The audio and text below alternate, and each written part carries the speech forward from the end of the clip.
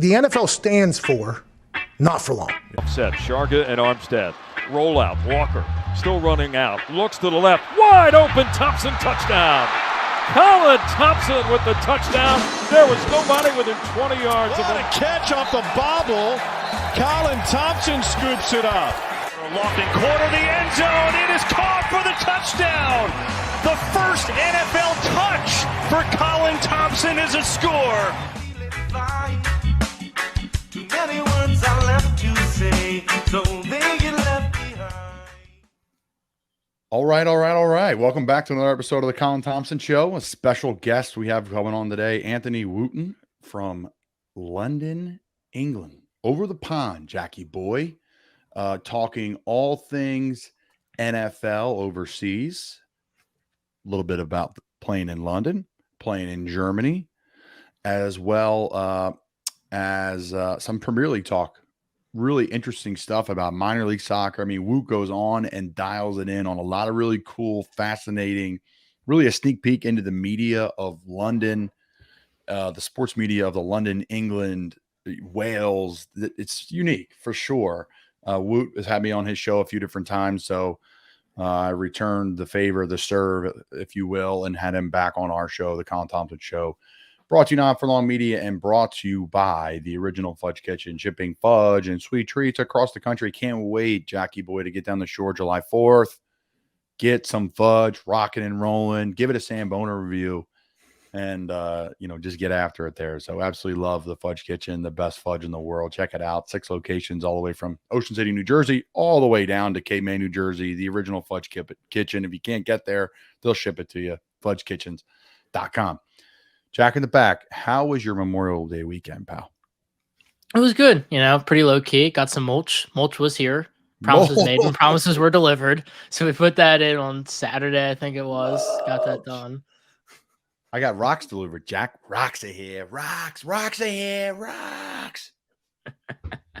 Stu Feiner. For those that are like, what the hell are these guys yelling about? We're quoting Barstool legend, gambling legend, Stu Feiner. He screams and yells when mulch shows up, and it's hysterical. It's absolutely hysterical. That's good, Jack. So you got to lay some mulch out. You got the pitchfork, get the wheelbarrow, a couple 5-gallon buckets. No buckets. We used to shovel. Well, I said a shovel. I shoveled in the mulch, and we put pitchforks to spread it out. Not really too crazy. Okay. Another Hat Barrel Saturday night. We had Blue Angels here last Wednesday. I believe our show came out before that. It did. Yes. That was incredible. If you have a chance to come to Annapolis, obviously the Blue Angels, their Navy, the Naval Academy's here. Navy graduation's going on at the same time. They do flyovers Tuesday, Wednesday, and Friday.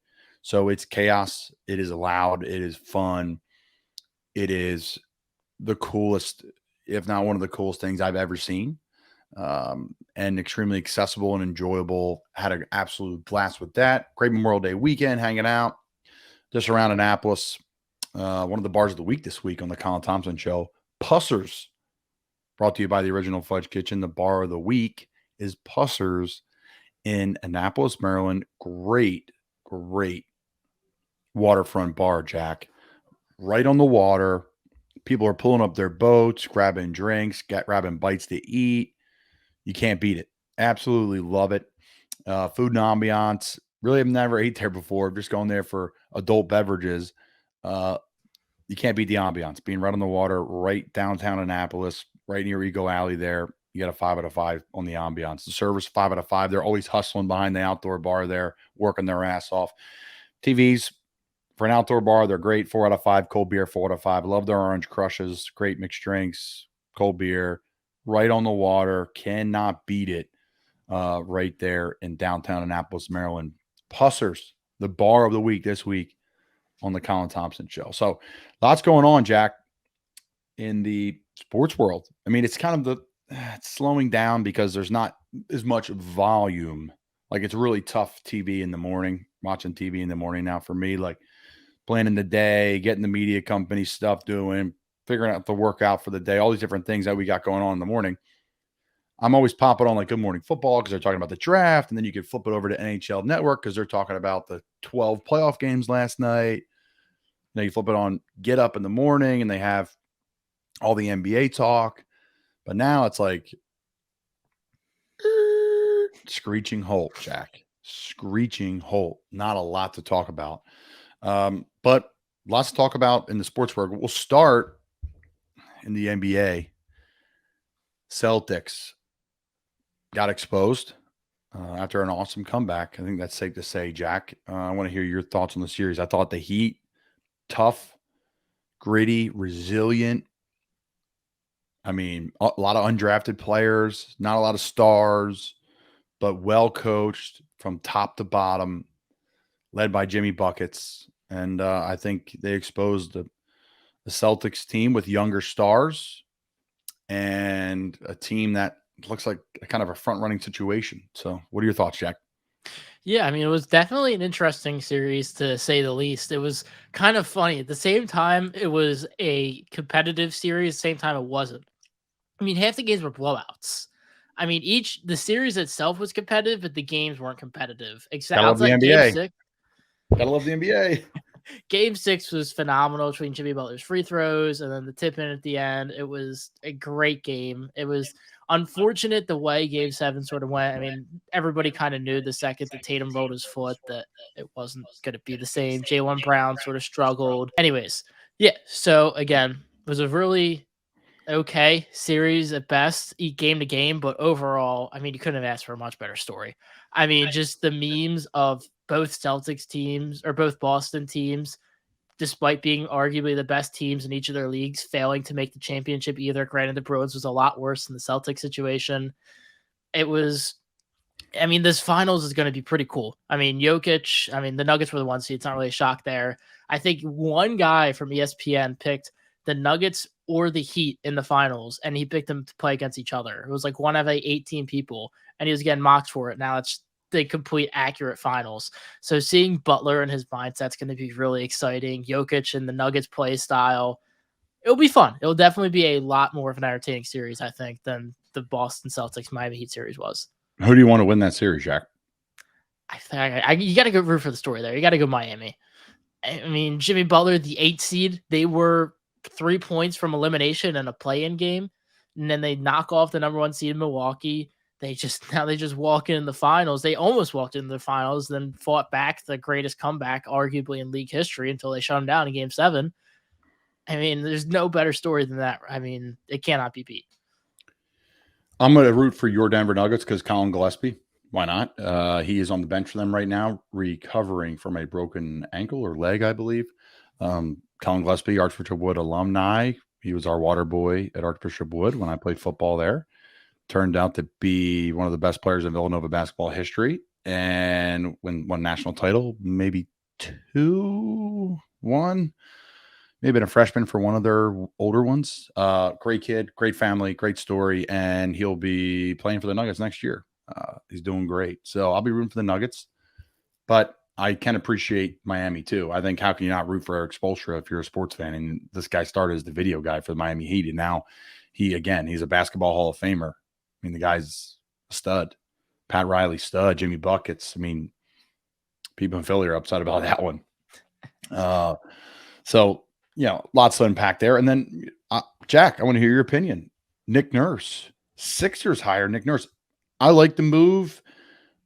I think there's teams were tough to play against. I think the teams played hard. Every time we watched the Raptors play, last when I was really into the Sixers, I thought they were like kind of a pain in the ass to play against. And they didn't have like the best players in the world. They had like solid players, but they just were a pain in the ass to play against. So I think that's what the Sixers need. Now, I don't think James Harden is a pain in the ass to play against, and that's why I think they need to move on from him and then Joe try to find some help. But I digress. I think it's a match for the Sixers in the city. Sounds like my dogs disagree with you on that one.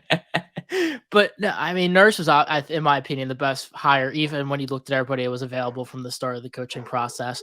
Obviously, he won the finals with Toronto in 2019. He is pretty much the exact opposite of Doc Rivers from a coaching perspective, which is, granted, if you're some Philly fans, it's exactly what you wanted. He is a really great X's and O's guy. He's drawn up incredible plays. I don't know if you remember back, I think it was the bubble, actually. The Raptors were playing the Celtics. OG Anunoby had an incredible game-winning three-pointer that Nurse drew up. I mean, He is a hard ass of a coach. He's not a player's coach like Doc was. He's not going to suck up to the guys. And Embiid and Nurse have a very long history of really not being positive towards each other. I don't think that's going to be big of a deal. Of course, they got Embiid to sign off on it before they actually hired Nurse. I would imagine there's talks that he said he was in the process and they had a good conversation. But he is really what you want. I mean, and if you have a coach who's really trying to push your best player to do more and play harder and the best player gets upset, then you're on the side of the coach of that one. You're not going to side the player on that. He is very similar, not as bad as Tom Thibodeau. He plays his players a lot more per game, but he will, in exchange, he gives them days off. So Embiid won't play 30 minutes a night. He will play 38 minutes 5 out of 7 nights. So it's kind of the same trade-off. It's just Embiid's probably going to have a higher stat line. He might not win an award, though. None of this really matters. It really matters in the playoffs. Again, Nick Nurse, I mean, a lot of the hate against Ben Simmons kind of first started against the Toronto Raptors. When the Raptors kind of had him sitting on the baseline doing nothing, Nick Nurse, that was the coach on the sideline for Toronto that did that. So I'm really excited. I think the next really important step is what happens with Harden, who they would bring in exchange for him, sort of that whole situation. I don't know what will happen, but the Sixers outbid the Suns to make sure they landed Nick Nurse. So clearly they want to remain competitive, obviously. So I would imagine Harden could still be in a contention there. Interesting. I saw Stephen A. Smith saying that Boston should go after Damian Lillard and not sign Brown. What are your thoughts on that? Dame to Boston, and could Philly try to go after him? I don't think Damian Lillard's going to leave. Lillard's a culture guy. I think he's kind of accepted at this point that he is not going to really be a championship contender guy, especially since he locked in that contract. He's making $50+ million a year. It doesn't really make sense. For Portland, it absolutely does make sense. They have the number 3 overall pick. They have Anthony Simon, Shady and Sharp. They have a lot of good young pieces. And it would make the absolute most sense to trade Damian Lillard to gather more young assets, very similar to Houston and James Harden in a sense. I mean, Houston, excuse me, had young guys. They flipped out Harden. They got all those picks from the Nets, and now they're reeling in the dough. I mean, I don't anticipate that Damian Lillard's on another team next season, especially if that number 3 pick. They're going to look in the opposite direction. They're going to try to flip it. I don't know what that could gain them. Boston's going to be trying to keep Jaylen Brown. Doesn't really make sense for them to be moving him for a draft pick. And no other stars really seem to be on the market right now. It's kind of just around the edge, 3rd, 4 guys at best. And that number 3 pick being a Brandon Miller, Scoot Henderson player, that's the number 1 overall pick in any other draft. So you need to take that pick and you need to just sit on it. And if needed, you flip it. Very similar to how the Suns flipped Mikal Bridges and that whole package for Kevin Durant. That's what you do. You don't flip the pick right away. Going to a game, event, concert, check out SeatGeek, the best in the business. Promo code Colin Thompson, COLINTHOMPSON. SeatGeek, $20 off your ticket. So again, you're going to a game, going to a Nats game, Phillies game, O's game, maybe a summer concert. SeatGeek, punch that promo code in. Help me help you. So thankfully, the NBA talk's over. Now, I mean, it's been a good product. I get on it, but I think it's good and bad. I don't think it's even remotely close to NHL playoffs. And I know we have this discussion every week on the show, but listen, it's way different. Now, last night was bad. Dallas laid an egg, 6-0, and ran out of just absolute gas. I mean, rough. So finally, to our NHL segment. After I defeat my entire argument there of it's more competitive. I just like the fact that they can fight and be aggressive and put their will in to prove a point that, hey, listen, we're here to stay. We're not, even if you're beating us, we can come back and be aggressive and physical and worry about next game. Well, there is no next game for Dallas, and there is no next game for anybody else other than these 2 teams, the Las Vegas Knights, the Golden Knights of Las Vegas, and then your Florida Panthers going from barely making the playoffs. And I need to read this. I'm going to pull this up. They barely made the playoffs. They had no shot of making the playoffs. I think I sent it to a Flyers group text I have with the guys. I did. This is tremendous. And bear with me here. Quote, if the Blackhawks didn't randomly win this game in Pittsburgh on April 11th, which was one of just 2 wins in Chicago had in the last 14 games, the Florida Panthers would have missed the playoffs. The Penguins would have stole the second wildcard spot. Assuming the Penguins likely wouldn't have the same run as the Panthers are having, it's very possible that the Bruins defeat the Penguins and Maple Leafs to make it to the Eastern Conference Final. Finally, assuming the odds work out the same way, the Columbus Blue Jackets would have the first overall pick instead of Chicago. The Blackhawks would pick second and the Ducks would pick third. So Florida makes the playoffs because the Penguins got smoked by the Blackhawks and the Blackhawks won, which bumped their odds worse. Whatever that puzzle is I just read. The Florida Panthers are hot, and I'll make my prediction now. I think the Panthers win in 6. The team in Vegas is better. They have more depth. They have a stronger decor, but I love the toughness of Florida. I love the resilience of Florida. I love the fact that they've been playing playoff games now, obviously in the playoffs. But before that, to get into the playoffs, they've been playing tough hockey for a while. They have the hottest goalie in the world in Sergei Bobrovsky, who was making $100 million plus and has not lived up to it. But now he has absolutely lived up to it. If he wins a cup, he's probably a Hall of Famer. 2 Vezina trophies and Stanley Cup. Sergei Bobrovsky will get it done. So I'm going to take Florida in 6. I think Vegas home ice is electric, and I think they have some veteran players that are trying to get over the hump that are a part of the team in Vegas when their opening season, when they lost in the Stanley Cup. So I do think they're losing the Stanley Cup now. Jack Eichel is a stud. He does have a lot to prove, and he has proven that he is a stud. Don't get me wrong. But I love the toughness of Florida. I think that travels, and I love their goaltending over a really good and deep Vegas Golden Knights team. What say you, Jackie? Yeah, me and my unlimited hockey knowledge that just trumps yours tenfold. Listen, we'll ride the same wave. I said Miami. I'm gonna say that the Florida Panthers are gonna jump on the Vegas Golden Knights. Be a sweep. Won't even be close. Be my hot take. Wow. I'm sure you'll have all the clips from the show. You clip that first and put it up there after my long rant, just because you want yours to get some traction. No, I think everybody wants to know the hockey predictions of Jack Connell, the man who hasn't watched a single second of hockey this whole season or postseason. If you're a fan and you just want to go to games, say you have the resources to do it and the time, Vegas and South Florida, that's a hell of a time. The Spit and Chicklets boys are gearing up for that, and they're like going to die. Their livers are shot. They're not going to be able to function. But yeah, I mean, it's really cool what's happened down in these markets. So you're talking Vegas, hockey in the desert, in one of the hottest places in America. And like credit to the NHL. They were the first pro sports team to really get there of the big 4. And then South Florida for hockey. No such thing.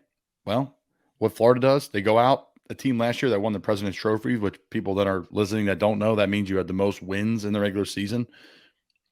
The Boston Bruins had it this year and they had lost. And then Florida had it last year and they lost pretty quickly too. So, this Florida team, what they've done and growing the game down there, they traded for Matthew Tkachuk, excuse me. Brady's in Ottawa. And Matthew Tkachuk from some team in Calgary that was really good. And they made really bold moves and big swings. And I have a lot of respect for that. Florida gave up 2 blue chip studs for Matthew Tkachuk. And that guy has been balling out. I think he has a handful of overtime game-winning goals in the playoffs. I mean, that's ridiculous. So it's going to be a great series.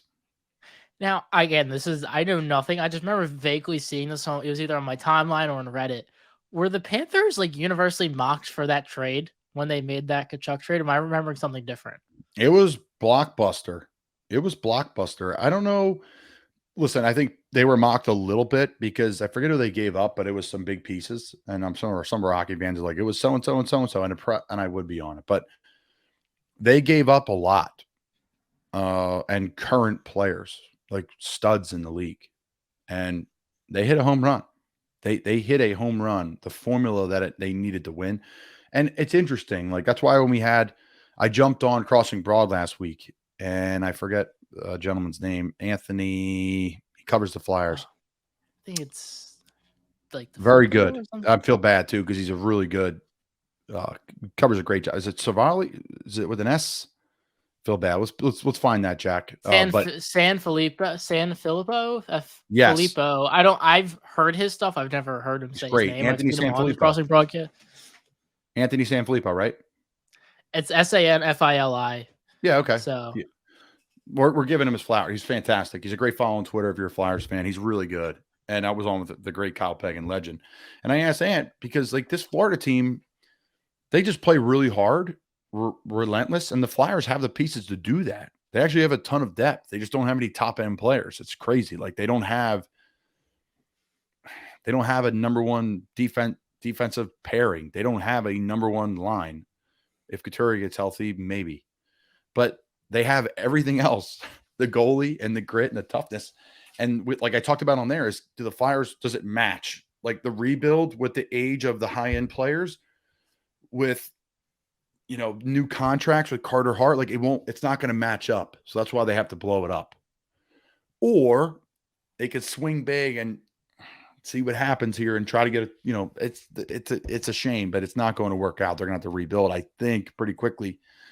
But it is what it is. But no, I digress. It's going to be a great Stanley Cup. And I think it's really big for those two markets where you're trying to grow sports, period, in both places, not just hockey, just sports. Miami, massive, obviously, with the Heat and the Panthers. And then Vegas, I mean, Christ, now Oakland A's are announcing they're moving there, right? Or pretty sure, Jack. Is that official or that's just the stadium renderings if that happens? I mean, they've bought the land. So, I mean, it's very similar to like how Chicago, I think it was like Arlington Heights or whatever. They bought the plot of land I lived in there. Arlington. That's where I live when I was with the Bears, Arlington Heights. I lived a mile from that track. My buddy lives right there. Shout out to Chicago Mike. Their values of their homes are going to go up times 2 if that stadium gets built there. And I hope they never build it there because that stadium in Chicago, Soldier Field, is beautiful. Beautiful, right on the water, right on the lake. Chicago's a great city, but that would be really sad. That'd be sad. That'd be like moving the link, Jack, to like Ambler. Camden. I remember there was not that way. You got to think more like suburban. Like it'd be like moving the link to Bluebell. Honestly, like Upper Dublin, like Temple's campus up there, right? What is it? Yeah, Temple Ambler. Ambler. Dude. It'd be like moving it because that's it's 40 minutes from the city. That's be like Upper Dublin is enough turf fields as it is. They don't need another one. Yeah, there you go, Jack. Hey, Upper Horsham, we would have beat you. Oh, no, not a chance. Continue. My point is that's what imagine the Eagles moving up there. The uprise. It'd be nice for me. I would love that. Yeah, I mean that's how it is for my life in Houston. She's like 15 minutes from the stadium, but 10 minutes. So my point is, and we are going on and on here, and we're going to kick it to Anthony Wootton in a second, but that would be the same thing. I hope they don't do it. And it's a beautiful horse track too. So, all right, Jackie, anything else? Quick little intro today, and then Anthony Wootton. We good to go, brother? I think we are. Yeah, we touched on NBA, touched on NHL. Nothing. NFL world's very quiet. Nothing really to talk about there. New show coming in Not For Long Media. Eyes. Eye emoji. Eye emoji. Can't say it yet though, but it's coming, and it's a big one. We're really excited about it. Eye emoji. Cut it there, Jack, for social. So yeah, no, we're excited. New show coming to Not For Long Media. Our Two Girls One League show. They're going to do a monthly show until the season starts. Maybe bi-monthly, but probably monthly. That will come up probably 2 weeks, and then the week after 4th of July. Brought to light. We are getting that started still. And then we have Breaking Bats, which is baseball every week. If you're a baseball fan and you want to check out a great baseball show, Breaking Bats Pod, check them out. We have obviously our show, Colin Thompson Show. We have Odd G's with Harry Mays and Jason Martinez, two longtime Philly Sports Talk radio legends that are, I mean, just absolutely hysterical. Absolutely hysterical. Absolutely. I listen to their show every week. Who else, Jack? Who am I missing? Brought to light, AG, Showtime Speaks. Showtime Speaks, which is fun because we have an active CFL player doing a podcast with us right now, and Rasheed Bailey, which is really cool. And Never thought of it until right now. So Rasheed does a great job. Inspirational, motivational, words of wisdom. Just a great, great man. And a great football player too. So great story from Del Val College, D3 to the NFL, now to the CFL, multi CFL champion. Anything else, Jackie? I think that's everybody. I hope I didn't leave anybody out. We're growing here. We're going to need a list moving forward, but I appreciate everyone's support. I hope you guys enjoy Anthony Wootton. A little bit of everything here. Premier League, like I said, NFL really being over in Europe. I should have asked him, Jack, if he sees an NFL team could be over there full time, because I do think one day there will be NFL teams. I think there's going to be a division over in London and Germany. I don't know what you. I know you're coughing and muted here, but I think there will be. And once I got over there and how quick that flight is from New York City, I really would be shocked if there's not a team there one day. How quick of a flight is it? 5 hours. I mean, I guess it's the same from East to West Coast. So we'll save that discussion for 2042 when it would actually get put into place. I think it's going to happen. I think there'll be an expansion. Put 2 teams over there, one in London and one in Germany. Teams will fly over, play Germany, play London, fly home. And they'll just have a round robin. And then London, they'll go over. They'll go probably what? They're going to be playing. They'll be in the, they'll be in the,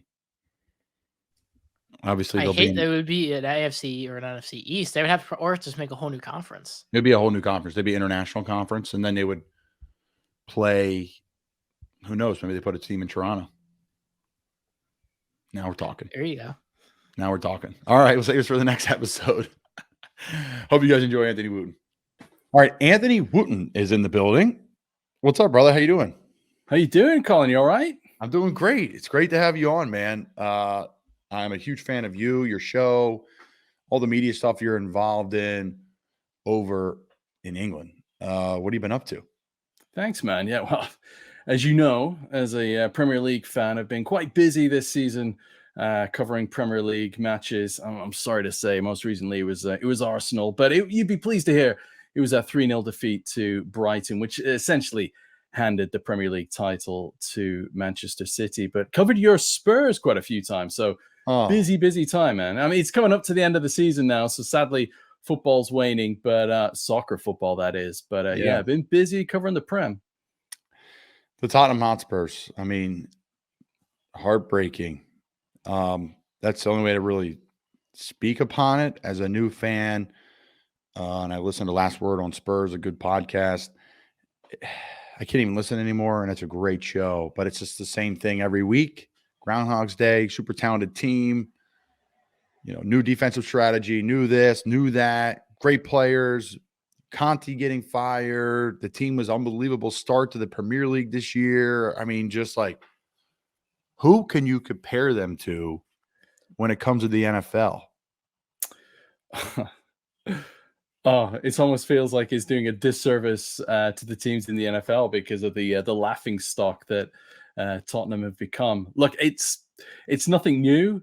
I'm a Blackburn Rovers supporter, so I've seen us win the Premier League, and during that Premier League winning season, Spurs beat us out the old White Hart Lane 3-1. I remember it well, but we then also beat Spurs that season, and Spurs have always been one of those teams that, as you know, as you're growing to learn, there's a lot of potential there, but they never quite reached that potential. The last trophy they won was the League Cup. I don't know how long ago now. We're going back, well over a couple of decades nearly. Spurs, who do we compare them with in the NFL? You're looking at a team that is on the cusp. It's knocking on the door. Minnesota Vikings. There we go. They are the Minnesota Vikings of the NFL. Kirk Cousins, Harry Kane. You've got a roster full of depth there. You've got a squad capable of achieving great things. The Minnesota Vikings, how many wins was it last season? 13 wins. What an amazing season they had. Double-digit wins at least. Get to the playoffs, fall flat in their faces against the New York Giants. Tottenham Hotspur, they got to the Champions League final in 2019, and they were so unfortunate. Within 27 seconds, a penalty was given to Liverpool, and it was essentially the match over. And you look at Spurs, you think, okay, we can build from that. We can get momentum. We've got Pochettino. And then they lose Pochettino. And they have Harry Kane scoring 20 goals, 28 goals already this season. Let's hope he gets the bracing, gets to 30 by the end of the season. Obviously, there's only one game to go.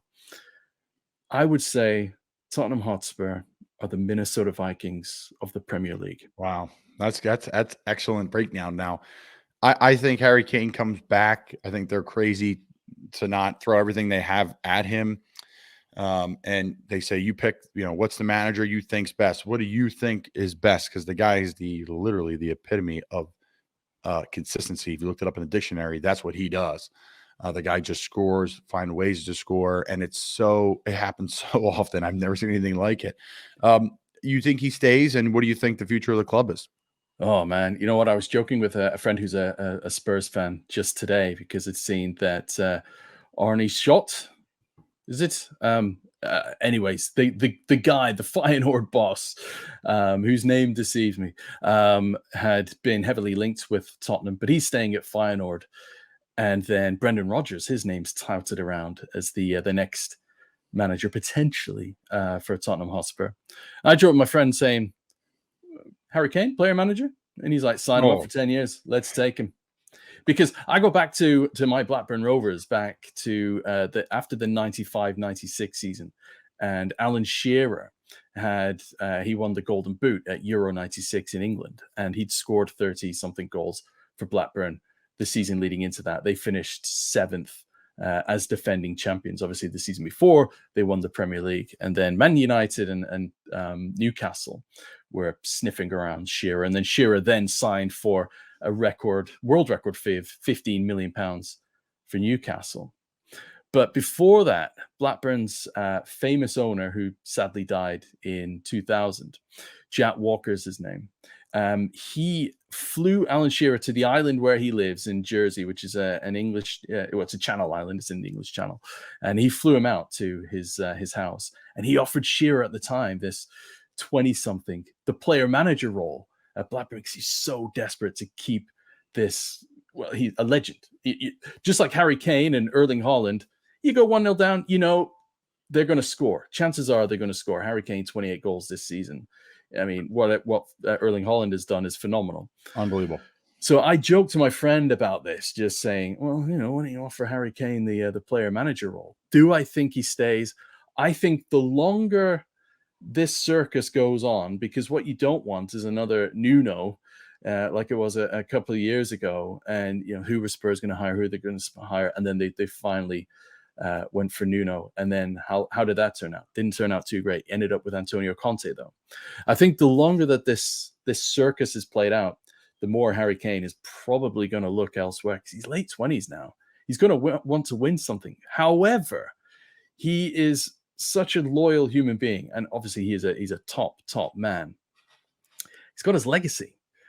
He's all-time Spurs goal-scoring record. He is now the all-time England goal-scoring record. So despite not having trophies or medals in his cabinet, he's got the legacy of having those records.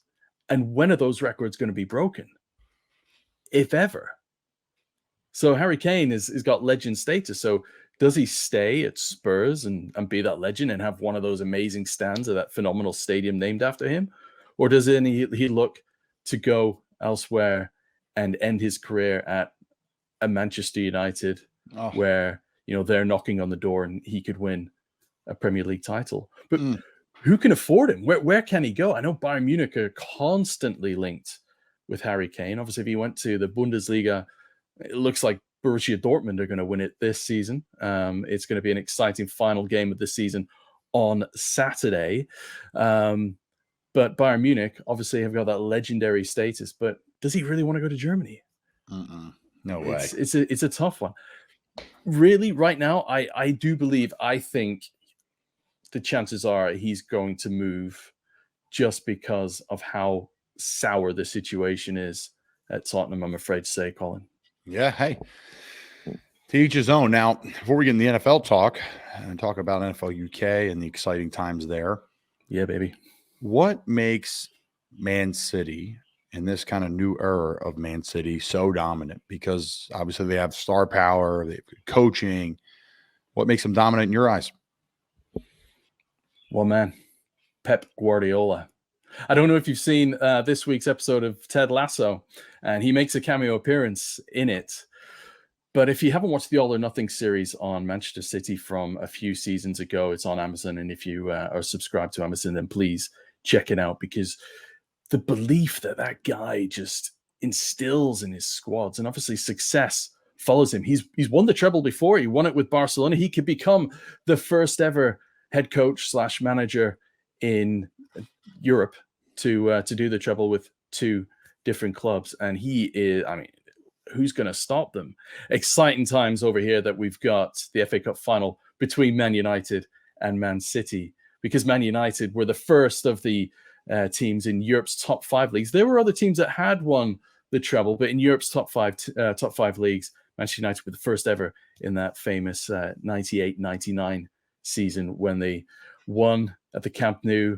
Those 2 injury time goals, Ole Gunnar Solskjaer getting the winner at the end against Bayern Munich.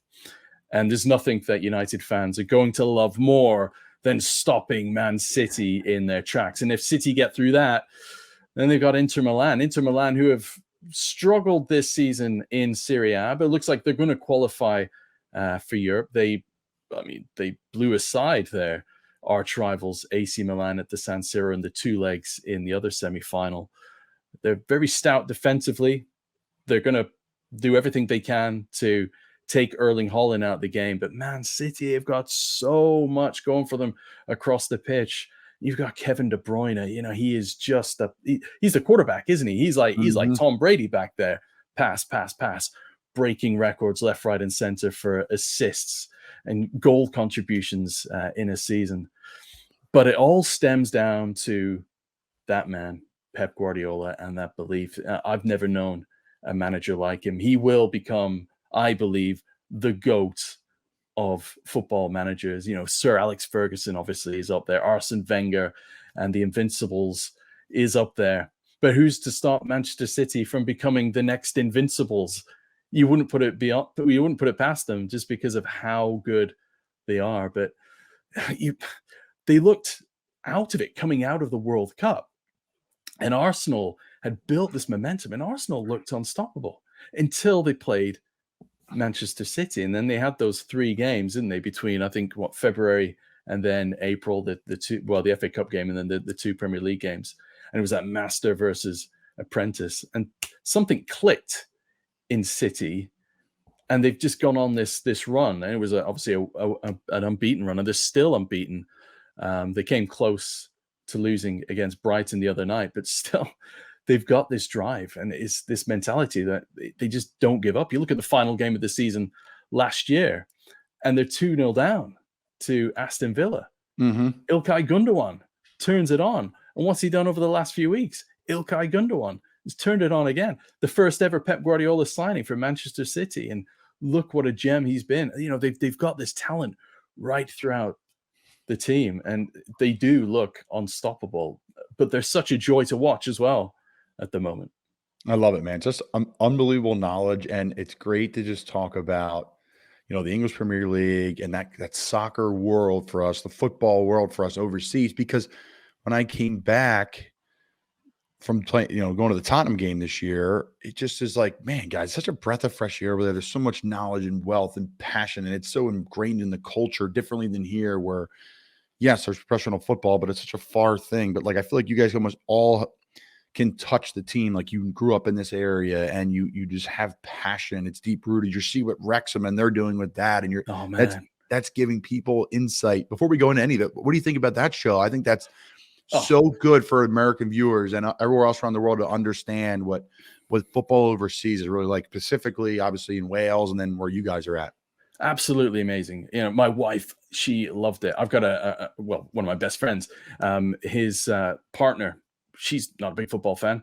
She got into it, and she loves it so much that when Wrexham were on the TV over here in the FA Cup against Sheffield United, they're watching it, and then they watched the replay just because she wanted to watch Wrexham, and she wants a Wrexham shirts. We went to our local non-league team just down the road. We live in a place called Henley-on-Thames in South Oxfordshire, and then probably about 7 miles away, maybe 6 miles, is Maidenhead, and they played Wrexham. My boys were interested in going to watch Wrexham. They didn't watch the Wrexham series. Obviously there's some fruity language in that, but my goodness, I said to my wife as well, just how fantastic that program is in showcasing the British or the English football pyramid.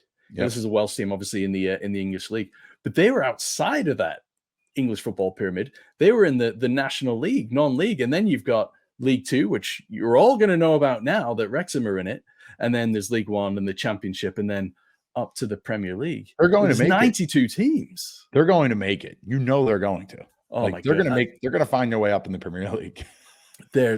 I would be surprised if they weren't in League One. I'm saying next season, but the season after next. They've got the squad there. I mean, they've got the momentum as well. And you see this with teams. Look at Luton Town. Luton Town this weekend could be a Premier League team if they win, if they beat Coventry City on Saturday in the Championship playoff final. And within the last decade, they were in the National League. Now, Luton Town used to be in the old League One, and they've been in the Championship. And then due to whatever problems they had off the field, they fell out of the football structure. But now they are 90 minutes away from the Premier League. You can't put that past Wrexham, because Wrexham have got the infrastructure now to be able to do that. And they've got, they're trying to tap up Gareth Bale of all players. They've got that. It's like the star power that top NFL teams would have in terms of, recruiting the best free agents if they've got it within their cap structure. Wrexham can tempt whoever they want pretty much. And if you're somebody wants to go for a good ride, and you're a player, you're like, I want to be a part of this momentum, and I also want to. My brand explodes. It's almost like getting on HBO Hard Knocks. It's like, some guys are like, I don't want that. Some guys are like, well, listen, I'll go play here. I'll get paid a lot more money. I'll have a lot more views. No, it's tremendous. I thought it was interesting. They're doing a lot more of that, the behind the scenes stuff. And I believe the Premier League turned down the Drive to Survive type situation. There wasn't enough money. Netflix was willing to pay him. I don't know if you saw that or not, but that was interesting there too. They're very protective, the Premier League. I still think that there's a bit of groundwork to do in making their players and their teams accessible. Of course, we've had those All or Nothing series, but I hadn't heard that with regards to the Netflix deal. But not surprised about that with the Premier League. However, I do think a lot of eyes are going to be opened by the success of this Wrexham program, because you look at the revenue. Like, Wrexham are internationally known now. We flagged up. I work for a sports news agency, and there was demand for Wrexham, and we covered their parade. Our top priority are your top Premier League teams, the two top teams in the Bundesliga, PSG, Real Madrid, Barcelona, Champions League, and Wrexham. I mean, there's global recognition. There's a hunger and an appetite for Wrexham and other teams within that football structure. So now that they're going to be up in League Two next season, there's going to be teams within League Two that are going to be thinking, they're going to feel hard done by. Like, hang on. But the crowds are going to go to those stadiums because they're going to be interested in watching Wrexham. There's another team in League Two, which is Salford. They're part owned by a whole group of the famous Man United team: Roy Keane, Paul Scholes, David Beckham, Nicky Butt, Gary Neville, Phil Neville. And they've got a financial backing clearly behind them, but they've never managed to get past that next step. They lost in the playoffs, in the semifinals of the current playoffs. So they're going to be in League Two next season. So suddenly you've got potentially two games there between those two teams, home and away, where there's going to be a real demand and a hunger to see how those two match up next season. And they're probably, you would suspect that they're going to be both knocking on the door of promotion. I mean, there's 4 promotion places at stake in League Two, up to League One. There's 3 automatic, and then you've got the playoff positions. But yeah, Wrexham, I mean, what a great story. I think it is brilliant because you get to understand, you guys over there really do get to understand the football pyramid, because football, soccer over here, like I said, I'm a Blackburn fan. I grew up in Winnipeg. This is a Valor FC, Canadian Premier League team in Winnipeg. That's why I'm wearing the shirt. Put it on especially for you. But when I moved over from Winnipeg to Lancashire, I went to a place called Ramsbottom, which is probably about 15 miles north of Manchester. It was near Bury, and I wanted to see a soccer game, and I ended up going to Blackburn Rovers. I like the blue and white, and the rest is history. But there's if you go into Lancashire, the county of Lancashire, where Blackburn is, you've got Blackburn, you've got their arch rivals Burnley, you've got Accrington in between Blackburn and Burnley, you've got Bury, and then there's also Preston North End, there's Blackpool, and then you go a little bit further south, and suddenly you've got Liverpool, Everton, Manchester United, Manchester City. Now you've got Salford, you've got Stockport. You got all these little pockets, and everybody, it's tribal within those areas. You know, you guys know now because of the success of the Premier League, the hunger and the appetite and the huge rivalry between Manchester United and Liverpool. You know, those are 2 historical city rivalries. But you have these pockets around everywhere. You go to South Yorkshire and Sheffield, you've got 2 Sheffield teams. You got Barnsley just outside, Rotherham, which is like almost like a suburb of Sheffield. All these teams in their different football structure. And everyone, I guess I liken it to, high school football, where, you know, obviously you've only got a certain number of NFL teams, and then you've got your college teams, but your true football fans over there, you've got your high school teams. And that's what we have over here within this structure. And you get to see it through the Welcome to Wrexham. And that is absolutely what it's like over here. That's what hooks people. I really firmly believe it. Like, great, everyone likes Premier League soccer. There's a huge following in the U.S., as you know, absolutely massive.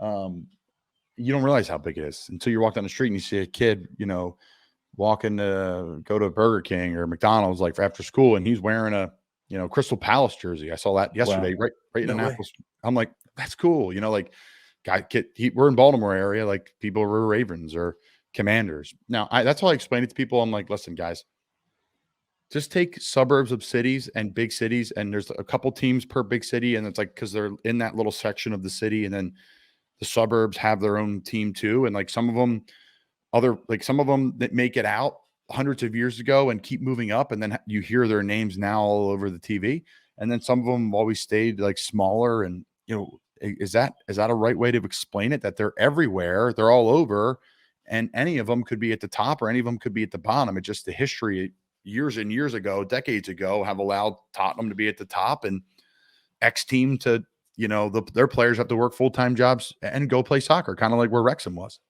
That's right, man. Absolutely. You know, Bournemouth, when Blackburn were winning the Premier League, Bournemouth are right down in the football pyramid. And some of the other teams in the Premier League, you know, Burnley have come back up, but Burnley were always 3rd tier, sometimes 4th tier within the football structure over here.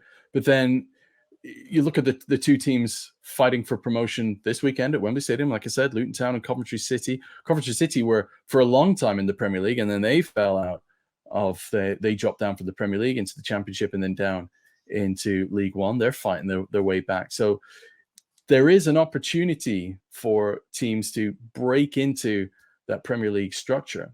And then obviously the fight is to stay within the Premier League. Like Fulham have been a yo-yo club for years, but this year they've had a great season, and then they've got the finance again from another season in the Premier League, and the more revenue that they're generating, the more they can invest in the talent, and the better chances they have of staying up. It's those teams when they drop out, and I think looking at the teams that are coming out this season, Southampton are going to have a fight on their hands to keep the star talent that they have.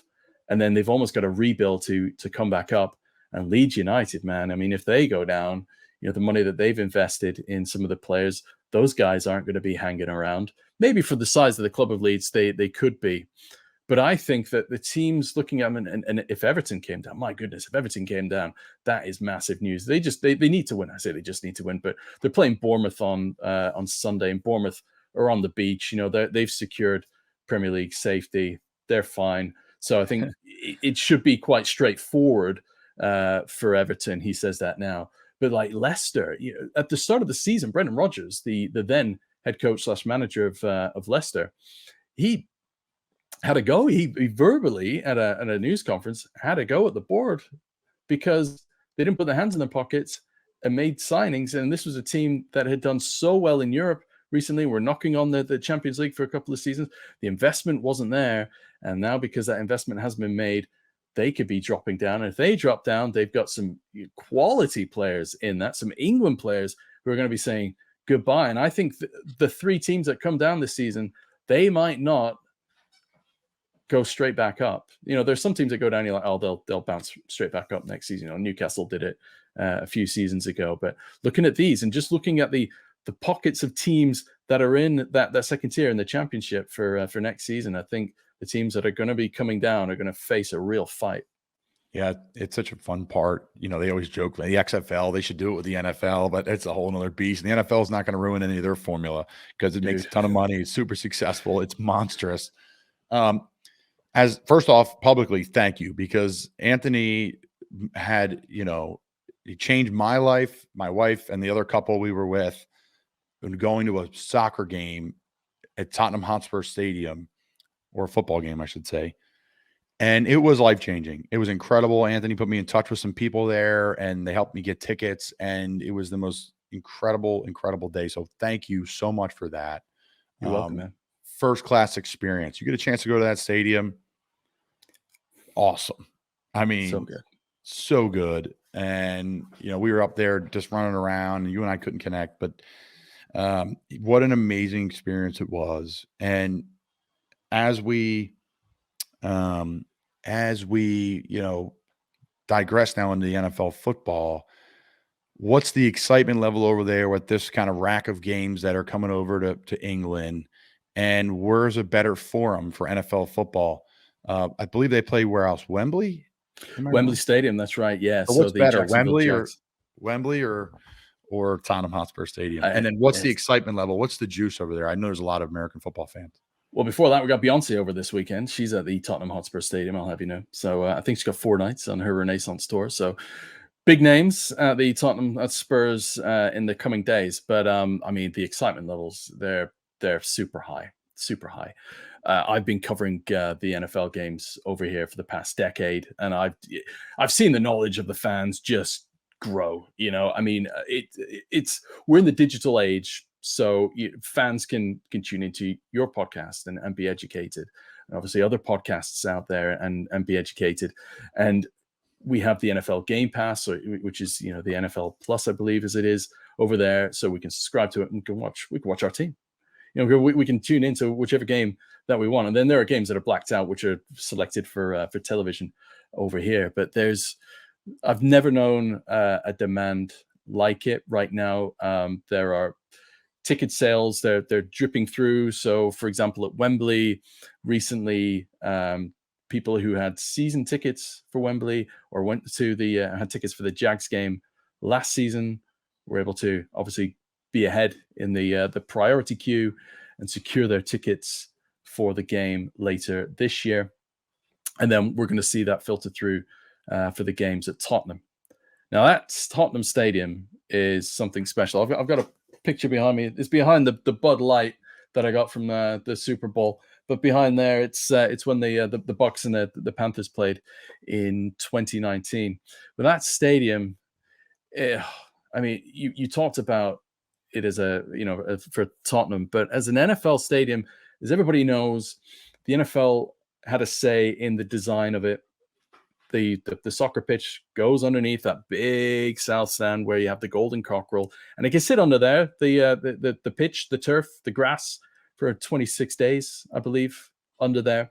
And then under that is the turf, the NFL turf. And there isn't a bad seat in the house.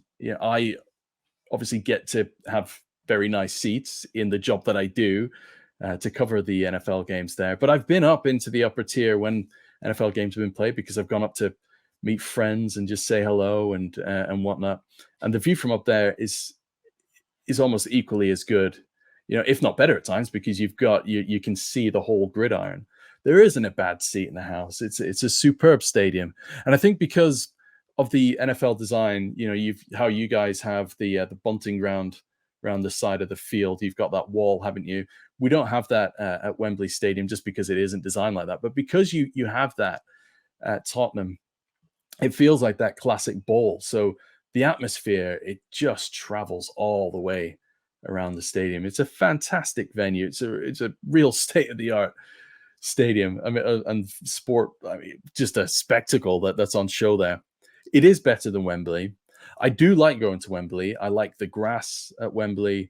It's a bigger crowd. I mean, the stadium, being at Wembley Stadium is very special. It's got its history. 85,000 there for NFL games. It's 90,000 for the FA Cup final and for soccer football games there. There is something very special about Wembley. And when you go in there, especially in the press area, you're just greeted again by this. It's a ball, but it's almost a wall all the way around of the red seats. It's very special. The atmosphere is a bit more flat, I would say, at Wembley. That's just because it's so vast and so big, and you have the empty seats around the front. So when you're watching the games, you'll see the Jags, advertising around covering those seats, and that's simply because those first 10 rows. The guys stood on the sideline. Fans sat there, wouldn't be able to see any of the action just because they're blocking the view. That's the only reason why it's covered up. Around Wembley, there's a lot more for fans in terms of almost like a tailgate, but because outside Tottenham, you've got it's urbanized. It's all roads, so they shut off the roads, but you're only limited in what you can do. But outside Wembley, it's built for shows, so there's a lot more entertainment going on around outside. There's only one Wembley bar than there is at Tottenham. I think it's Bricklayers. We hit that up and been nice. there, had fun there. Yeah, there's only really one or two bars. That's it. Yeah, exactly. I know, but also inside's got great stuff though. You it's different in our culture here, where it's like you tailgate as long as possible. You go into the game right before kickoff. You leave like as the game ends, or if not before it, and then get out and try to get home. Like there, it's like get there early, come into stadium early, stay there after. The culture is way different. I mean, Tottenham's got its own brewery inside, hasn't it? You got the Beavertown Brewery down there, which is great. But I guess around Tottenham, because it's a Spurs stadium, they've got to be careful of how many pubs are going to be open and also accessible to fans, because you're going to have traveling fans coming as well. You've got that territorial rivalry, etc. Whereas around Wembley there's an outlet, so you've got restaurants, you've got plenty of bars, and you've got open space where they open up bars outside. So Bud Light, for example, and Bud, you can buy your Buds, and they have the big screens on. So NFL Red Zone is on around Wembley. So there's a lot more available for fans outside of Wembley, but the general feeling from fans is that they prefer Tottenham just because it's more of that NFL venue. As for this year and the games, there's a real excitement. I think what makes it even more attractive this year is that you've got the Jags back to back. So they're the home team. They kick everything off on the 1st of October at home at Wembley. They're home from home. They're contracted there for this season, and then beyond that, we'll wait and see what happens. Shad Khan he tried to buy Wembley Stadium from the FA a few years ago. I think it was like 2018, so 5 years ago when he tried. Who knows if he goes back again? Like I said, the contract runs out after this season, so they have the Falcons, and then they stick around in London because then they're the road team over at the Tottenham Hotspur Stadium. Because we get Josh Allen coming over. I know we have Josh Allen with the Jags as well, but we have the other Josh Allen. The Bills are coming over, which is very, very exciting for NFL fans over here. And then following that, wrapping things up. So we have 3 weekends in a row in London. The 2 Tottenham ones are the 2 second weekends, obviously. We've got the Titans and the Ravens. I was speaking to somebody from the Titans radio, and I wasn't, it's obviously obvious, but I wasn't aware that there's a real rivalry that goes back between the Titans and the Ravens. So we've got that to look forward to. And of course, we get Lamar Jackson coming over as well. Yeah, no, it's seriously, if you think back to like the Eddie George days and the Ray Lewis days, they were some good years. Steve McNair, and they're the same AFC teams. They were both very good. That makes sense. Now, like for us over here, people pick different teams in the Premier League for whatever different reason it may be. Friend's a fan, you saw a TV show and you like that player, whatever it may be, like the colors. How are teams picked by fans over in England? That's a good question. I know one person who's a Dolphins fan, but the reason why he's a Dolphins fan is because he is an Arsenal season ticket holder, and the Dolphins had an invincible season, just like the Invincibles with Arsenal. That's why he's a big Dolphins fan, but he is an absolutely hardcore Dolphins fan now, but that's why he chose them. Other teams, I mean, the Jags are starting to establish themselves over here. Obviously, they've invested so much over the last 10 years. So as the sport has grown, and I think, the fact that we've got Trevor Lawrence before our very eyes and we can see him grow annually over here, that's going to, they're going to reap the rewards from that. But other teams around here, funnily enough, today I was speaking to a neighbor. I was just out walking into town, and he had a Chargers t-shirt on. I was like, "Oh, you're an NFL fan?" He's like, yeah. My wife's a 49ers fan. I was like, "Oh, I'm a Niners fan." And I said, "Why is she a 49ers fan?" And he said, "Oh, I don't know." But then I said, "Well, why are you a Chargers fan?" And he said that he fell out of love with soccer football when he tore his ACL, and he couldn't play soccer football anymore. So he kind of fell out of favor with it. And he started watching the NFL because it was fun and it was on TV. And one of the teams that he watched was the Chargers, and he's become a big Chargers fan. So he was wearing his Chargers t-shirt, and he told me that just today, arriving in the post was his Herbert jersey as well. So, he's a loyal enough fan to spend the money on a jersey. Other people that I've spoken to, I do ask when I go out to these games, they're called Vox Pops. You chat to fans and, why they support their teams. Naturally over here, I think a lot of fans, there's a real following of the Bills because of the success in the 90s. So when it was a bit more of a cult experience being an NFL supporter fan over here, you got the Bills, you got the Niners. It started to grow. Interested in the sport started to really grow in the 80s. So you had obviously the 49ers as interest, the New York Giants, just because of the big city New York factor. And then the Patriots. I mean, Tom Brady. I would say that the Patriots and the Packers are probably the biggest supported teams over here. The Patriots naturally because of TB12, and the Packers because of our love of history this side of the pond. And you've got the history connected with the Packers. There's a real respect there for Green Bay and what they're all about. I love it. That's such great information there. As we wrap things up, question I just really drummed up here as we're talking, because there's some things that I wish the NFL did and NFL American football did from stadium perspective that the Premier League does. And then vice versa. I think the Premier League could do some things the NFL does. But I love the way the Premier League addresses social issues. I love the way the Premier League is, no drinking in your seat during games. I thought that was very interesting, completely different than American culture. I liked how it's more get to the game early, go to pubs, go to bars. I love the fact that there's relegation. I think that makes it really challenging and really interesting. And it's deep rooted. These guys like, Skip have played for the Tottenham, youth leagues. And I think that's so cool. That's what I would change or try to implement a little bit more into American football. I don't know about the drinking part.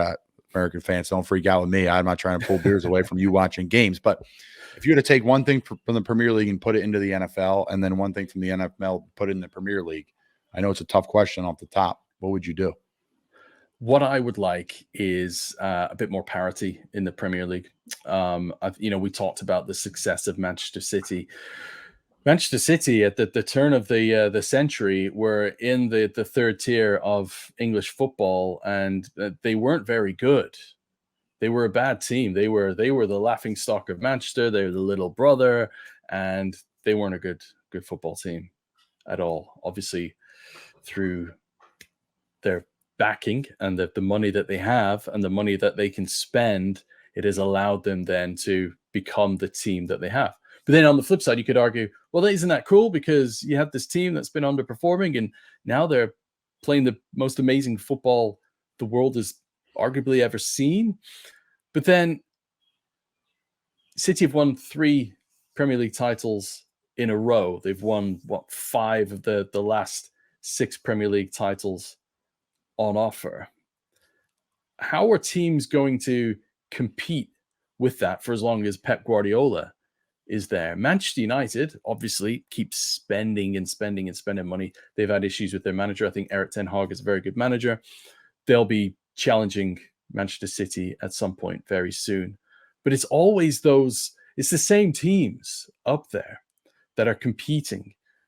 And there's never a chance. Okay, we had Leicester in 2015, 2016. My team, Blackburn Rovers, back in 1994, 95. They had money that allowed them to buy players. They didn't buy the league as much as Manchester City did because it was a different market at the time. So I would like to see a cap, a spending cap, just to add a bit of parity to the league. And what I love about the NFL is the parity there. And then there is a business structure to it. Each team has a salary cap. You can have your players, but good luck. If you can afford that player, you're going to have to let that player go. And you're going to have to build your roster effectively elsewhere. I think the Premier League could learn from that. And I think that would be a great value for them. Now, the NFL, I think that what you hit on was the youth structure that the Premier League has. And I think the NFL, obviously, you've got your practice squads. You have a very big roster for each team, and we all know why. But I think if there could be even a developmental league, so like the XFL for the NFL, we had NFL Europe back in the day, that would benefit teams and also players. Kurt Warner wouldn't have had the success that he had if it wasn't for NFL Europe and some of those other players. But Kurt Warner, I guess, is obviously Hall of Famer. He's the guy that you can use and be your poster boy for that. So I think if there are other structures that the NFL could have and use, it would therefore allow other players to make a success of their careers or give them hope and optimism as they work hard, grind throughout the year.